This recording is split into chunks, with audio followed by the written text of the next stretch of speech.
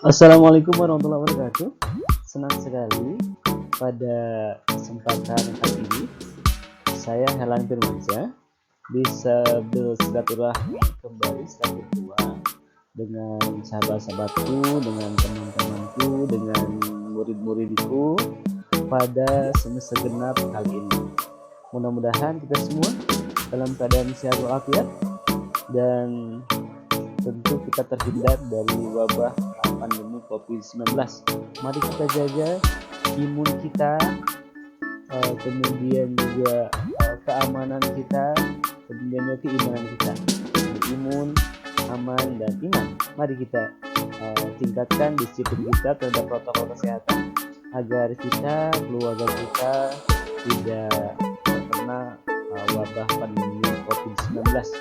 Insya Allah kita tetap semangat untuk terus belajar dalam keadaan pandemi ini. Saya doakan semua murid-murid, ya semua sahabat-sahabat bisa sehat terus, semangat terus untuk terus belajar, untuk terus meningkatkan ilmu sehingga di masa depan kita bisa memberikan manfaat yang banyak bagi sesama kita.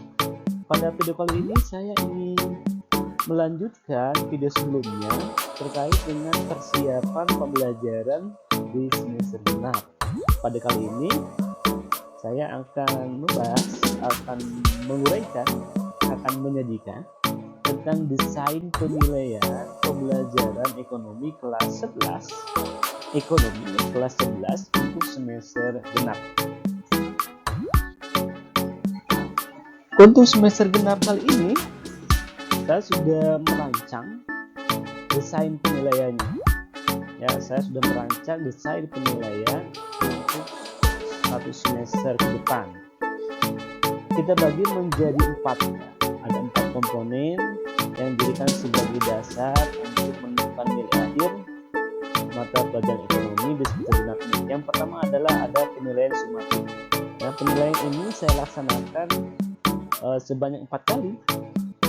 Kita ketahui dalam video sebelumnya saya sudah sampaikan bahwa di semester genap ini ada 4 KD yang akan kita pelajari. Setiap KD-nya nanti ada penilaian di akhir KD, ya, penilaian sumatif nanti akan menentukan ketuntasan atas materi esensial, ya.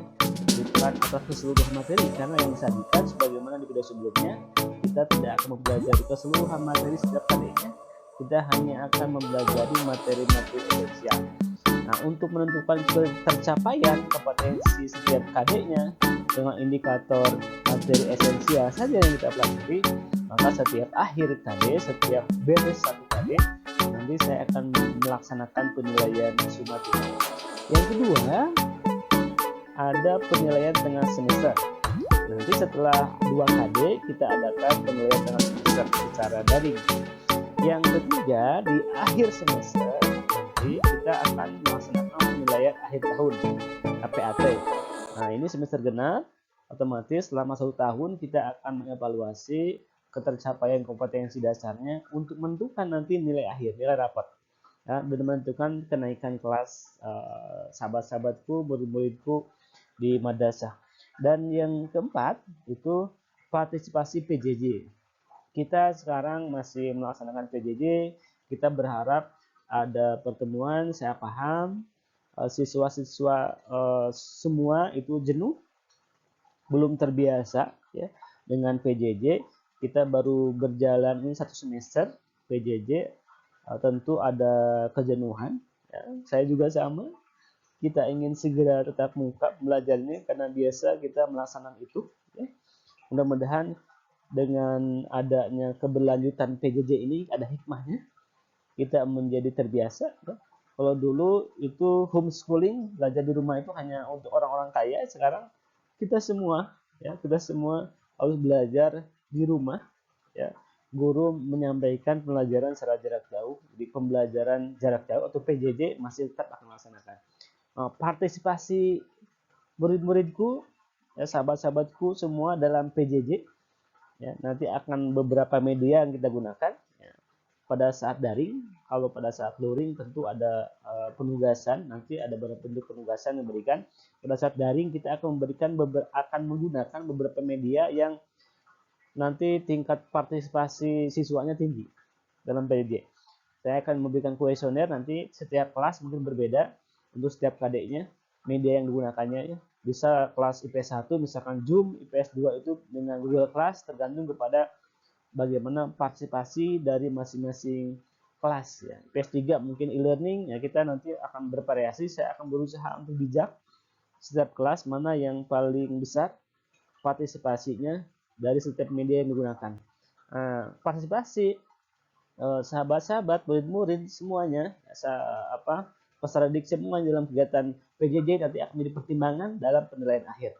Ya, biasanya saya memberikan daftar hadir di Google Class atau di WA Group atau nanti di kolom komentar YouTube. Nah, itu bentuk partisipasi yang bisa diberikan dan akan ada penilaian khusus bagi siswa, bagi murid-muridku yang berpartisipasi dalam kegiatan PJJ. Kita bahas satu ya. Nah, pertama penilaian sumatif. Jadi penilaian sumatif itu yang dikenal mungkin penilaian harian lah ya, penilaian harian setiap KD. Jadi di akhir KD setelah beres satu KD nanti kita akan melaksanakan penilaian. Kita sering mendengar ada istilah penilaian formatif, ada penilaian sumatif. Nah, penilaian formatif itu lebih kepada mengevaluasi proses pembelajaran. Sampai sejauh mana siswa menyerapnya, sampai sejauh mana metode yang digunakan efektif atau tidak untuk perbaikan proses pembelajaran. Kalau di akhir KD, setelah beres satu KD untuk mengumpulkan tercapaian, itu kita akan melaksanakan penilaian sumatifnya 4 KD. Karena ada 4 KD berarti 4 kali. 1 KD, 1 kali penilaian sumatif. Nah, bentuknya untuk penilaian dimensi pengetahuan atau aspek pengetahuan itu untuk KD 3.6 atau bab 1 di semester genap ini akan melaksanakan tes tertulis pilihan ganda. Di teknik penilaiannya untuk bab 1 atau KD 3.6 itu adalah tes tulis pilihan ganda dengan kuisis.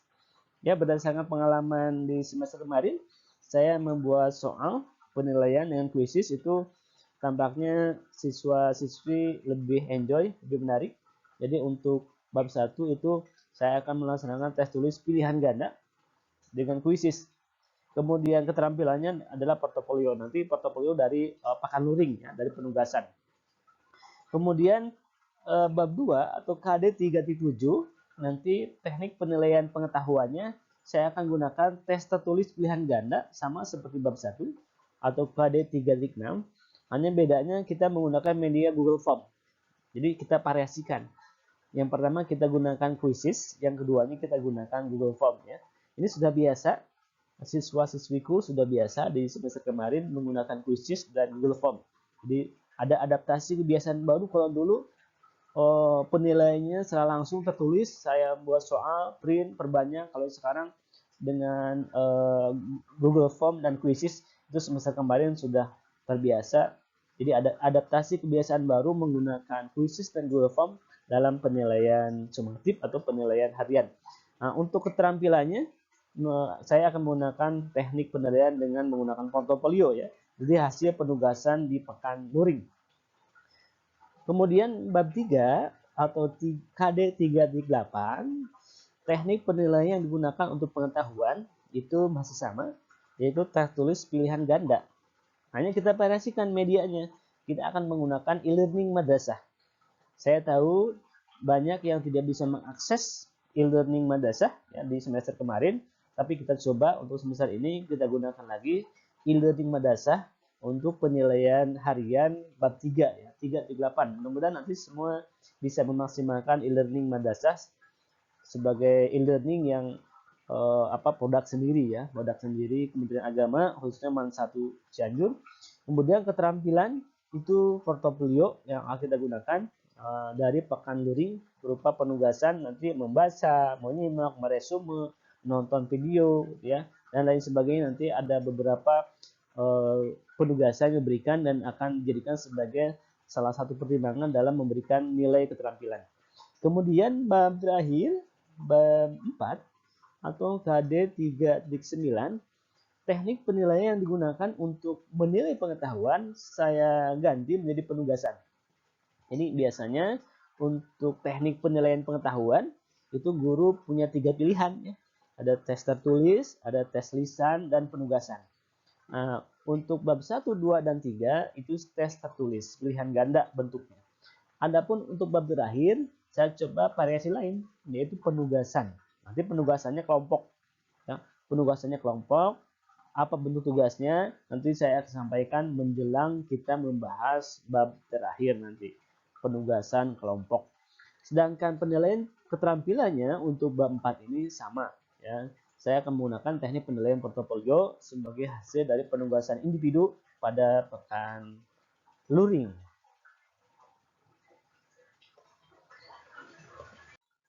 Berikutnya, penilaian kedua ada penilaian tengah semester. Ini kita akan menggunakan Google Form. Penilaian tengah semester akan kita lakukan setelah kita melewati 2 bab, ya, 2 KD. KD 3.6, KD 3.7. Jadi APBN dan APBD, kemudian membahas perpajakan. Setelah 2 hal itu kita coba untuk melaksanakan PTS. Ya. PTS ini sebagai latihan nanti untuk menghadapi soal-soal PAT. Ya. Jadi perlu kita laksanakan sebagai rehat. Ya. Kita tidak meneruskan dulu ke bab berikutnya. Kita coba dulu ketercapaian pengetahuan kita, ketercapaian potensi kita, siswa-siswiku setelah mempelajari 2 bab. Kita akan melaksanakan PTS tentu nanti secara daring dengan menggunakan Google Form ya. Nanti saya siapkan. Ya, kenapa secara daring? Karena kita seperti tadi sampaikan kita masih dalam pelaksanaan pembelajaran tatap mukanya belum diizinkan oleh pemerintah sehingga kita masih menggunakan media-media daring. Nah, berikutnya kita masuk ke penilaian akhir tahun. PAT ini kita akan laksanakan di akhir semester genap ini, ya, di akhir semester genap ini. Jadi kisarannya di bulan Mei Junian, biasanya bulan Juni, sekitar bulan Juni kita akan melaksanakan penilaian akhir tahun. Dan tentu ketika pemerintah masih tidak mengizinkan sampai akhir semester pembelajaran tatap muka, kita masih tetap daring misalkan, maka dalam rancangan yang saya siapkan itu nanti PAT-nya menggunakan Google Form yang akan diprogram oleh sekolah, oleh madrasah ya. PAT ini dilaksanakan untuk 4 KD. Jadi setelah keseluruhan KD selesai, nanti kita akan melaksanakan PAT dengan muatan soal meliputi 4 KD yang kita pelajari selama 1 semester di semester genap ini. Berikutnya, selain penilaian-penilaian tadi, ya, ada penilaian sumatif, penilaian harian, ya, kemudian ada penilaian tengah semester dan penilaian akhir tahun. Saya juga akan menjadikan partisipasi PJJ sebagai bagian dari pertimbangan dalam menilai. Nah, sebagaimana kebijakan madrasah, kita pembelajaran PJJ-nya dibagi menjadi 2. Ada pekan daring, ada pekan luring. Ya. Jadi untuk minggu ganjil kita menggunakan moda daring, ya. Kemudian untuk pekan genap kita atau minggu genap kita menggunakan luring atau penugasan. Nah, untuk daring, untuk mengetahui partisipasinya, biasa saya akan membuat daftar hadir.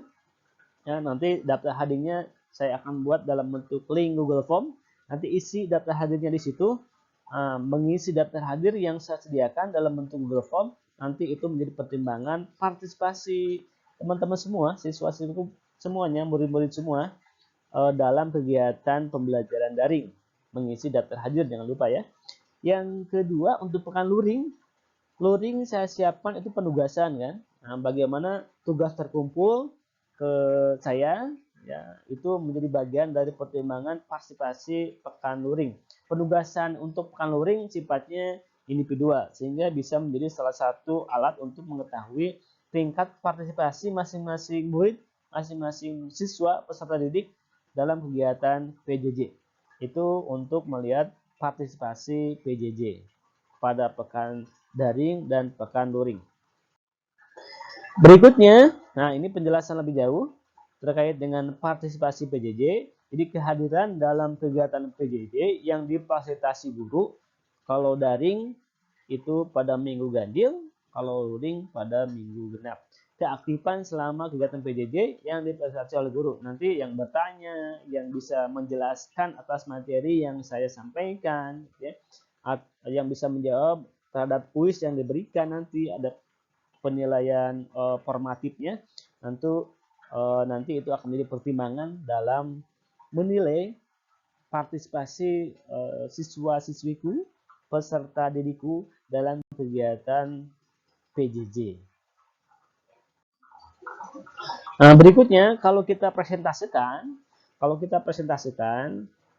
berapa persen kontribusi setiap tahapan penilaian terhadap nilai rapot nanti, ya, dalam aplikasi ARD, rapot digital, aplikasi rapot digital yang digunakan oleh madrasah.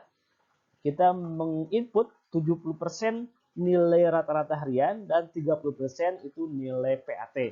Nah, untuk nilai harian ini kita ambil dari mana? Dari rata-rata penilaian harian atau sumatif tadi dan PTS dirata-ratakan nanti, serta partisipasi PJJ. Jadi partisipasi PJJ nanti saya kuantifikasi, diangkakan, ya, nanti digabungkan dengan nilai rata-rata harian atau menjadi bagian dari pertimbangan dalam memberikan nilai rata-rata harian dan PTS itu, yang bobotnya nanti 70%.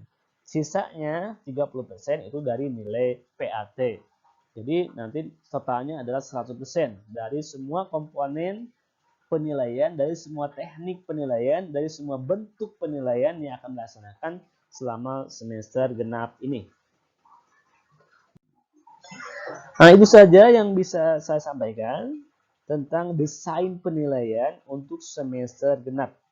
Semoga semua kita bisa melewati setiap fase penilaian ini dengan baik dan nanti menghasilkan nilai terbaik di tengah kondisi memang yang sangat kurang mendukung.